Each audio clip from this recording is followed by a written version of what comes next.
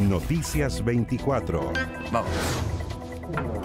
Sorpresa y decepción hubo tras la publicación del IMASEC de septiembre, que registró nulo crecimiento de la economía, nula variación. El ministro de Hacienda, Mario Marcel, de hecho, calificó la cifra de muy decepcionante y aseguró que no se va a poder cumplir la proyección de crecimiento para este año, que era de 2,6%. Para hablar de este tema, estamos ya en el estudio con Claudio González, director de inversiones de GH Capital Invest. Claudio, siempre un placer, gracias por acompañarnos. El placer es mío, Nicolás, por invitarme. Gracias. ¿Te decepcionó la cifra, me imagino, no? Me decepcionó la cifra, pero la verdad es que era algo que nosotros venimos esperando hace un tiempo. El mes de septiembre había sido un mes de bastante poca actividad, lo habíamos podido ver incluso con el día a día de los diferentes clientes que tenemos en la oficina, por ejemplo, en términos industriales, en términos comerciales. Esto es previo a los feriados de Fiestas Patrias, ¿no? Lo habíamos percibido un poquitito ya entrando a septiembre, como que se veía que las órdenes de compra, las órdenes comerciales, las órdenes de producción de los diferentes clientes estaba siendo bastante lenta. Ya. Por lo tanto, un buen indicador ese, ¿eh? Sí, son indicadores anticipados que nosotros vamos viendo y que de alguna manera te van diciendo cómo está la punta al final. Y de alguna manera uno podría, abuelo de pájaro lo digo, pero el clásico, veámoslo después del 18... Fue muy recurrente. Fue muy recurrente. Veámoslo después del 18. Venía un feriado como de casi 10 días, porque la gente se tomaba casi el fin de semana anterior, sí, algunos días incluso de la semana anterior, hasta el 22, 23 por allí que termina el feriado. Así que fue un mes que suponíamos iba a estar lento. Esperábamos que estuvieran levemente por sobre cero, la verdad, pero levemente por sobre cero. Y así que no nos sorprende sobremanera el 0%. Ahora, en tu experiencia, Claudio, y es relevante porque también uno que siempre está siguiendo los datos que entrega el Banco Central y IMASEC especialmente, y las reacciones, la reacción que siempre viene del Ministerio de Hacienda, ya hay un cambio, digamos, que no deja de ser importante en términos del tono que aplica hoy Mario Marcel. Realista, serio, pero finalmente un cambio, ¿lo notas tú con respecto a lo que habían sido datos anteriores? Sí, la reacción del ministro me parece a mí que uno puede percibir que hay un golpe no esperado. Yo creo que él probablemente pensaba que iba a venir un crecimiento en torno al 1%, el 0,8, 1%, que eran las estimaciones de muchos en los analistas. Me da la impresión de que este 0% a él lo golpeó bastante y ya desde luego que lo pone un poquitito más en la realidad de pensar que de ninguna manera vamos a llegar ni siquiera al 2,5 ni al 2,4. Yo creo que difícilmente vamos a llegar a un 2,2, 2,3, más o menos. Ya, podría estar en torno a 2, digamos. Yo creo que vamos a estar más cerca de 2, eventualmente. Aunque el último trimestre, hay un último trimestre que puede ser una base de comparación favorable en términos de que podría los indicadores compararse con algo un poco más bajo, pero está definitivamente complejo llegar sustancialmente por sobre el 2%. Voy a ir al fondo, por supuesto, porque aquí no solamente hablar de porcentaje, sino lo que representa el porcentaje, pero yo hablaba de un tono muy realista del ministro de Hacienda, porque si ya tienes el IMASEC de septiembre, octubre, noviembre y diciembre, tendrían que ser extraordinarios, digamos, para poder llegar a un 2,6%, que era el objetivo, la proyección que tenía Hacienda. No, tendrías que tener en torno a un 3,5% cada uno de los meses, cosa que no veo posible por ninguna parte. Si tuviésemos un 2,5% en todo el último trimestre, podríamos estar más o menos en un 2,3%, que también lo veo difícil. Entonces, la verdad es que no hay, y yo creo que es de lo que hay que preocuparse, no hay una resiliencia de la economía chilena de la cual colgarse para pensar que este año puede terminar sustancialmente por sobre el 2%, puede ser el 2,1, 2,2 como máximo, y la preocupación es desde luego el 2025. Claro, porque finalmente ya a estas alturas del año se da por cerrado el 2024 y se va proyectando el 2025. Ahora, ¿qué significa terminar un año en torno a un 2%? Haciendo la salvedad que evidentemente son cifras más positivas, entre comillas, a años cercanos, digamos. Sí, el año pasado que no crecimos. No crecimos, cero. Exactamente, en todo el año no crecimos. Sí. Bueno, significa algo mejor que el 0% del año pasado, pero si tú descuentas el crecimiento de la población, la verdad es que es un crecimiento que probablemente no esté por sobre el 0,5%. Por sobre el crecimiento poblacional. Lo que me hace pensar que aquí el foco de la política pública tiene que cambiar.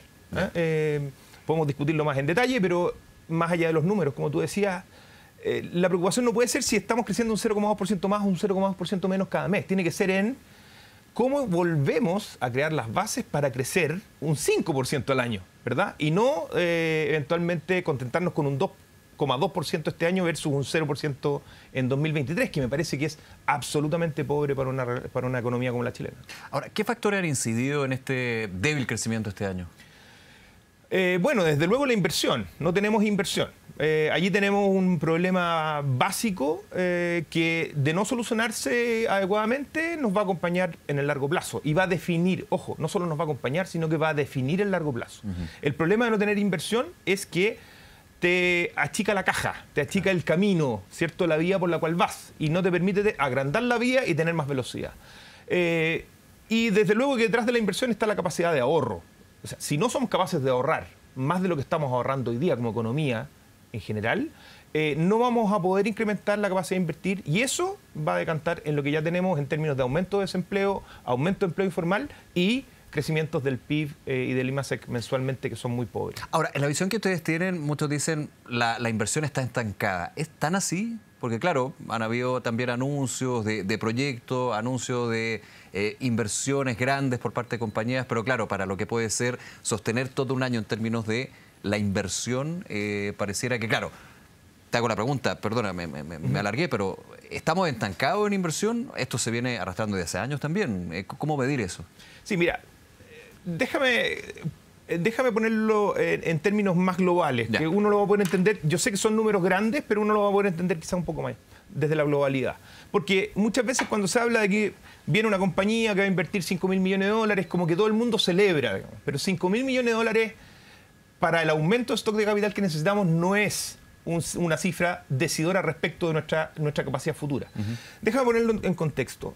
La economía chilena, cuando crecía a tasas aceleradas, era capaz de ahorrar en torno a un 22 o 23% del PIB. Ya. Hoy día ahorra un 16 a 17% del PIB y yendo hacia abajo. Son 5 puntos del PIB, que es una brutalidad y que se van componiendo año a año, porque lo que no ahorro en un año me va restando capacidad el año siguiente, sí, digamos. claro. Es como la composición típica de los intereses. Cuando tengo más dinero, lo coloco en interés y va a generar más dinero. Bueno, esto es lo mismo. Si soy capaz de ahorrar para el año siguiente, voy a ir creando una capacidad de crecimiento mucho mayor. Eso no está pasando y al contrario, está disminuyendo en la economía chilena. Por tanto, toda esta lógica de decir un peso más o un dólar más o un dólar menos en algún proyecto de inversión, que bienvenido es, Sí, claro. no es decidor respecto de el futuro que necesita de que volvamos a ahorrar en torno a 22 o 23% del PIB y que eso nos genere inversión por 25% del PIB. Claro, porque muy simplificado, un proyecto, bienvenido sea, pero tienes que tener 25 proyectos iguales o mayores. Hay que pensarlo, lo hago muy a la rápida, muy Exacto, simplista. tienes pero que tener muchísimos proyectos más de ese tipo y además de manera constante, claro. todos los años. No es un año en el que necesitamos un proyecto grande. Necesitamos que todos los años existan esos 25 o 30 proyectos de 10.000 millones de dólares cada uno. Y muchos son proyectos de inversión a largo plazo. Son proyectos de inversión que además maduran a largo plazo, exactamente. ¿Cuánto pegado ahí? Y es un tema bien interesante, este concepto de permisología. Hay un proyecto de ley que ha ido avanzando en el Congreso, pero de todas maneras seguimos en la misma situación que se ha estado revisando en términos de el tiempo de duración de los procesos de evaluación ambiental, en términos de los permisos, cuántos permisos, la duplicación de permisos, cuánto pesa también en eso, porque yo recuerdo que hasta hace poco tiempo, cuando estábamos en los procesos constitucionales, el factor del estancamiento o el debilitamiento de la inversión año a año era la incertidumbre. Pasa la incertidumbre porque los procesos terminan. Digamos. Así es. Y luego vamos con el tema de los permisos, de la institucionalidad, a eso me refiero. ¿Cuánto pesa ahí? De nuevo, déjame responderte con algo que me es muy cercano, porque precisamente nosotros en nuestra consultora estamos involucrados en el análisis y en la ejecución de toda la etapa de permisología de algunos proyectos que tienen que ver con energía renovable, por ejemplo. Perfecto. Aparte del trabajo puramente en finanzas y economía, tenemos involucramiento en alguno que tiene que ver con finanzas y economía de esos proyectos. Para un proyecto pequeño, estoy hablando de un PMGD de 9 megawatts de potencia instalada, que es un proyecto pequeño, la cantidad de tiempo que te demoras en tener todos los permisos y listos para comenzar la construcción son 3 años. Ya. 3 años. Es decir, para un megaproyecto de 200 megawatts, te puedes demorar fácilmente 8 o 10. Si no 10.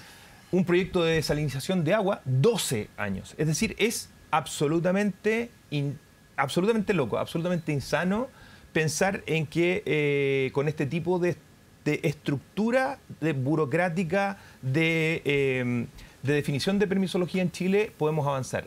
El proyecto es un avance, sin lugar a duda, pero sigue siendo proyecto. Pero sigue siendo proyecto. Llevamos un año con un poco menos, con esta idea de la facilitación de la permisología en el Congreso. Cambios que no serían de la noche a la mañana también. Y tengo la impresión de que hay mucho, más que la impresión, tengo el convencimiento de que hay mucho de la permisología que puede ser facilitado y agilizado no mediante un proyecto de ley. Son una cantidad de trámites administrativos que por el solo hecho de tramitarse en diferentes instancias, que no todas ellas son necesarias, finalmente terminan en un plazo excesivamente largo para los proyectos. Entonces, creo que allí hay una nota de recontra preocupación que va acompañando la discusión de la inversión que estábamos recién. Y interesante lo que decías tú de las centrales de energía renovable, las PMGD, PMDG. PMGD, sí. Pequeños medios de generación distribuida. Que de hecho ya tienen otro punto que ha generado preocupación en la industria, que tiene que ver con la señal de precio. La señal de precio, lo voy a simplificar mucho, pero para el subsidio eléctrico con respecto a las alzas de las cuentas de la luz, tomar una parte, digamos, de una especie de subvención que tienen desde hace tiempo para poder incentivar estas pequeñas centrales, digamos, y finalmente se encarece el costo. Es decir, si sumamos el tema permiso, se suma esta situación que es coyuntural, digamos, de este año. Y que está generando una incertidumbre grande ahora en este ámbito, ¿cierto? De los proyectos de generación de tamaño mediano y pequeño. Porque se han mezclado cosas allí. Podemos discutirlo tal vez en otro momento, pero se han mezclado cosas, señales de precio que se empiezan a pensar en intervenir precisamente porque en realidad tengo una urgencia en las cuentas de la luz, que son cuentas que le llegan a los usuarios a través de su empresa distribuidora, digamos. Y allí me parece que hay decisiones que se están mezclando que no deberían mezclarse. Cuando se crece un 2%, ¿cómo impacta? Y esto es bien relevante porque es directo a las personas, o sea, siempre es directo, pero mucho más directo aún, a lo que tiene que ver con el mercado laboral. Directamente en la capacidad del mercado laboral de absorber la nueva oferta de trabajo. Oferta de trabajo son las personas que ofrecen su tiempo para trabajar. Y la demanda no está pudiendo absorber esa cantidad de gente. Tenemos también algún grado de inmigración que se suma al aumento de la oferta de trabajo natural proveniente de nueva gente que ingresa al mercado laboral, chilenos, extranjeros. Lo que hace definitivamente complejo el pensar que con un crecimiento en torno al 2%, y ojo, posiblemente hasta menos del 2% en 2025 y en adelante, podamos absorber la oferta de trabajo que anda disponible. ¿Qué es lo que entonces empieza a pasar? Bueno, que empieza a aumentar el trabajo informal. Y eso es lo que vemos en los últimos datos de línea, por ejemplo, que se entregaron esta semana. Bien, un tema para seguir analizando. Claudio González, como siempre, muchas gracias por acompañarnos. No, a ti, Nicolás, por la invitación. Que te vaya muy bien. Gracias.